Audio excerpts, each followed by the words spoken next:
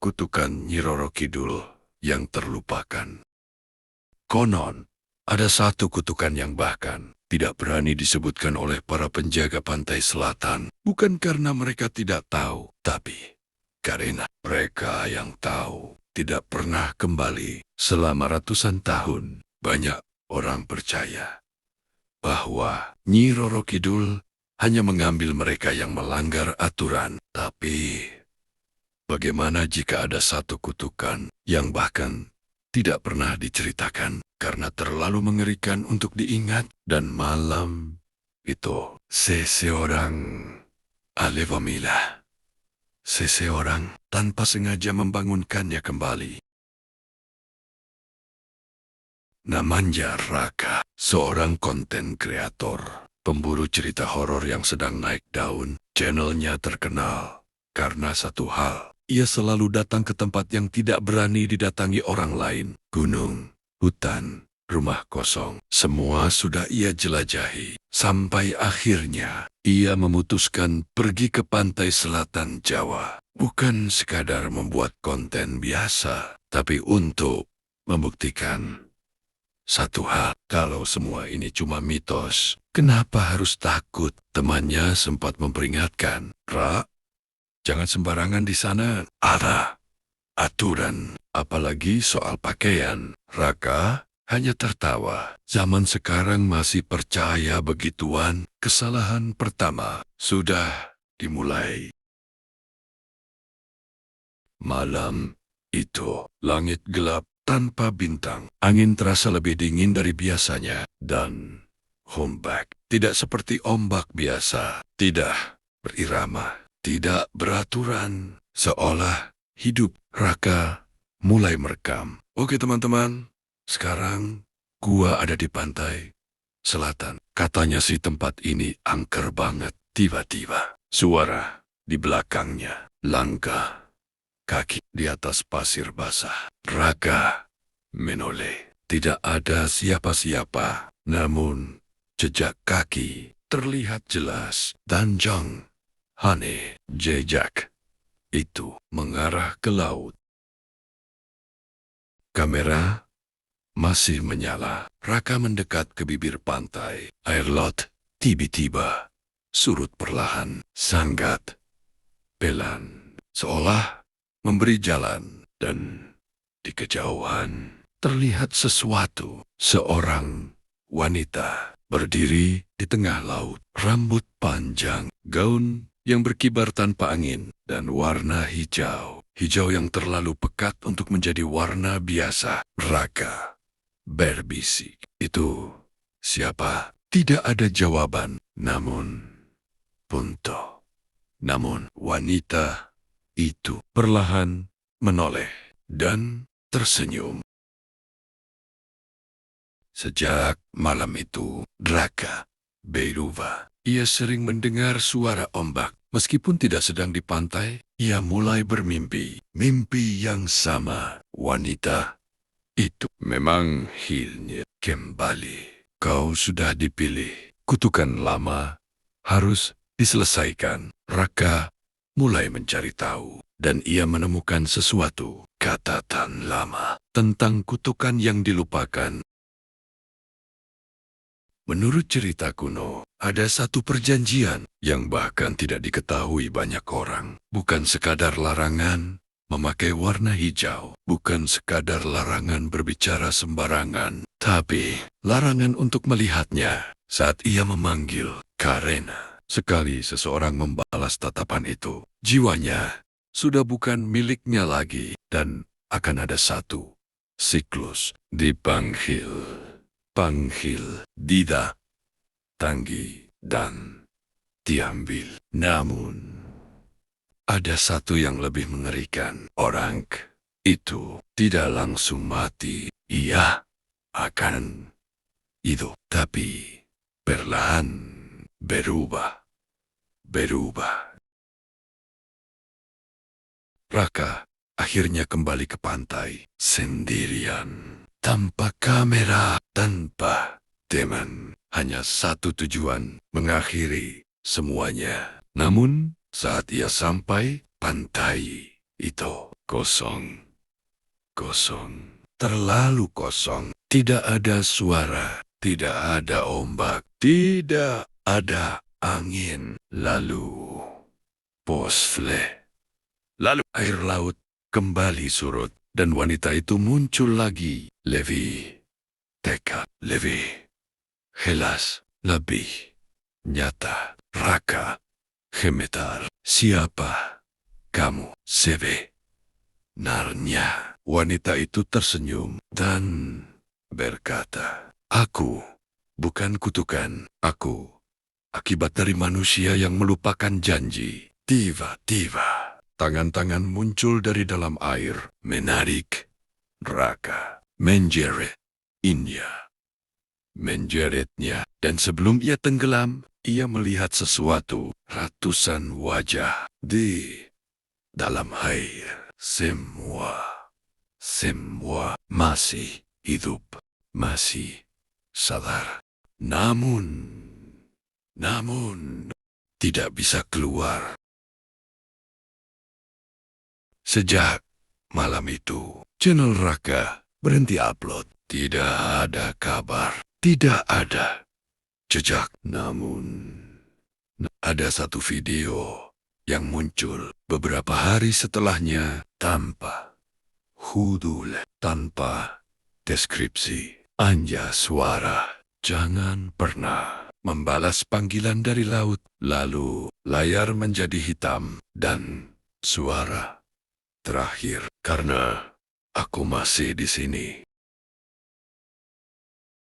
Gelap, tidak ada cahaya, tidak ada arah. Raka membuka matanya. Namun, yang ia lihat bukan dunia. Ia berada di dalam air, tapi ia masih bisa bernapas. Dan di sekelilingnya, wajah-wajah itu ratusan melayang.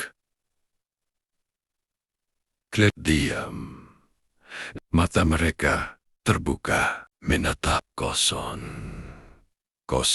Namun satu hal yang membuat Raka merinding. Mereka semua masih hidup. Tiba, salah satu dari mereka mendekat. Seorang pria tua, bibirnya bergerak pelan. Kamu yang terbaru. Raka panik. Ini di mana? Pria itu tersenyum pahit. Ini bukan kematian. Ini hukuman yang tidak selesai. Perlahan, air di sekeliling mereka berubah, gelap menjadi kehijauan, dan dari kejauhan muncul sebuah tempat, istana. Namun bukan istana biasa, strukturnya seperti karang, tapi tersusun, rapi seperti bangunan. Dan di sanalah semua jiwa itu terikat.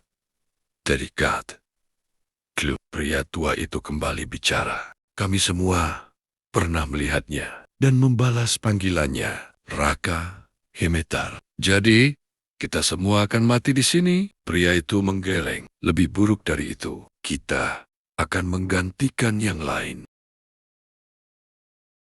Raka mulai menyadari sesuatu. Beberapa wajah perlahan menghilang. Bukan angkur, bukan mati, tapi digantikan. Setiap kali seseorang baru datang, seseorang yang lama akan dilepaskan. Namun, bukan kembali normal. Mereka kembali ke dunia manusia sebagai sesuatu yang berbeda. Pria tua itu menunjuk ke atas. Itu sebabnya legenda tidak pernah mati. Karena kita yang menjaga agar ia tetap hidup. Raka terdiam. Maksudnya, pria itu mendekat, matanya kini tajam. Yang kembali bukan lagi manusia.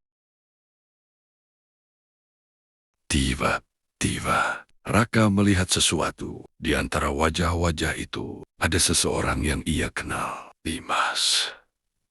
Temannya sendiri yang hilang 2 tahun lalu. Raka mendekat.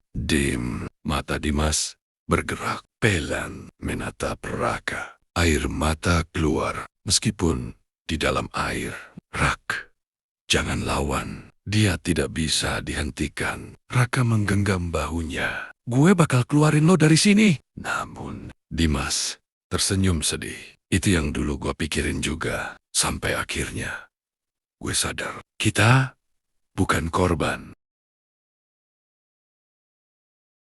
Diva. Seluruh air bergetar. Istana itu hidup. Dan suara itu kembali. Levi. Dekat. Levi. Helas. Levi.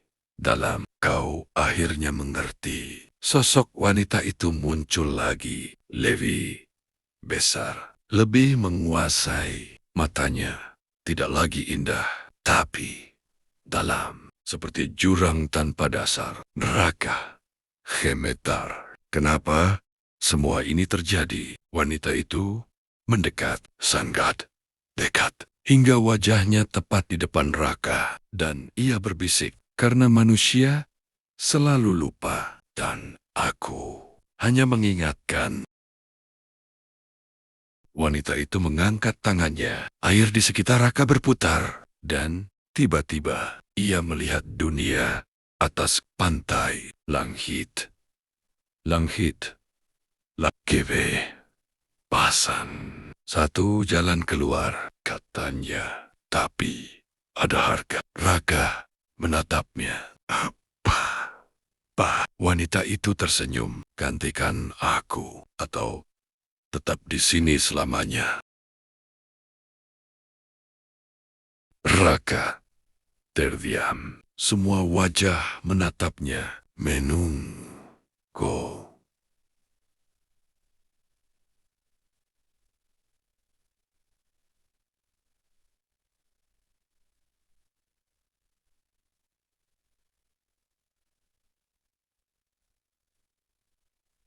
Menunggu, menggarap, atau memperingatkan. Dimas berbisik terakhir kali. Jangan percaya. Namun, suara lain muncul. Ratusan suara bersamaan. Ambil tawaran itu. Bebaskan kami. Layar gelap, suara ombak kembali. Dan kalimat terakhir. Tidak semua kutukan ingin dihentikan. Beberapa hanya ingin diwariskan. Raka berdiri di tengah pusaran air. Semua mata tertuju padanya. Satu keputusan, satu pilihan. Dan semuanya berakhir di sini. Wanita itu kembali berbicara. Tidak ada paksaan. Hanya takdir yang akhirnya dipahami. Raka menggenggam tangannya. Ia melihat ke arah Dimas. Melihat wajah-wajah lain. Ratusan jiwa menunggu. Bukan hanya ingin bebas, tapi ingin digantikan. Raka berbisik pelan. Kalau gue nolak, wanita itu langsung menjawab. Kau tetap di sini. Dan seseorang di atas akan menggantikanmu suatu hari nanti. Siklus tidak pernah berhenti. Raka menutup matanya. Flashback. Semua yang ia lakukan, semua video, semua pembuktian, semua kesombongan, dan satu kalimat yang terus terngiang. Kalau semua ini cuma mitos, kenapa harus takut? Ia membuka mata, menatap wanita itu dengan napas berat. Ia berkata, gue terima. Semua langsung hening. Air berhenti bergerak. Wajah-wajah itu berubah. Bukan lega, bukan bahagia, tapi kosong. Seolah mereka tahu satu kutukan baru saja lahir.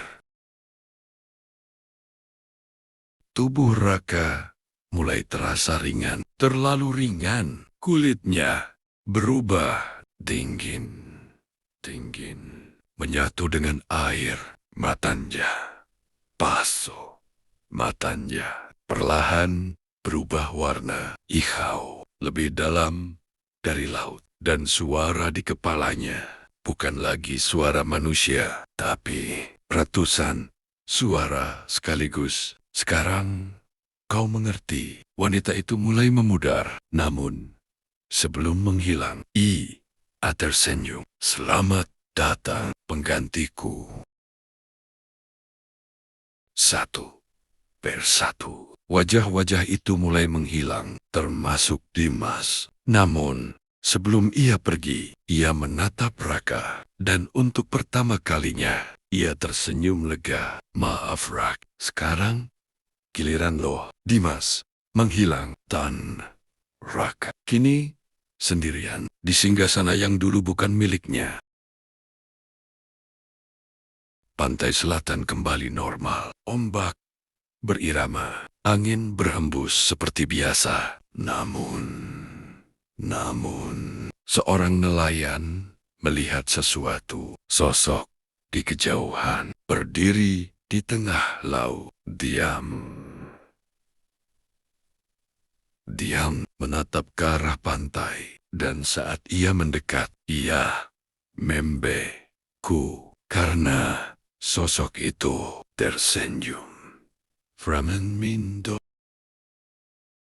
Channel Raka tiba-tiba aktif lagi. Upload baru tanpa thumbnail, tanpa judul, hanya satu video. Isinya Raka berdiri di pantai, namun ada yang berbeda. Matanya hijau, dalam, dan suaranya tidak sendiri. Halo, kalian yang selalu penasaran, gue sudah menemukan kebenarannya. Tersenyum perlahan, dan sekarang giliran kalian.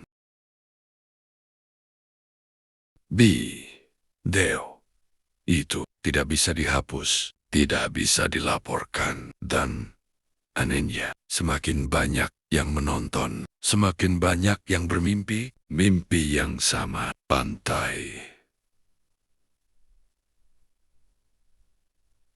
ombak, dan sosok yang memanggil. Beberapa dari mereka mulai hilang tanpa jejak, tanpa kabar. Dan komentar terakhir di video itu berbunyi, gue denger suara ombak, padahal gue di kota, dan sekarang gue lihat dia. Jangan pernah menonton sampai akhir, karena sekarang kau sudah melihatku. Kalau kamu masih nonton sampai sini, itu artinya kamu sudah dengar panggilannya. Berani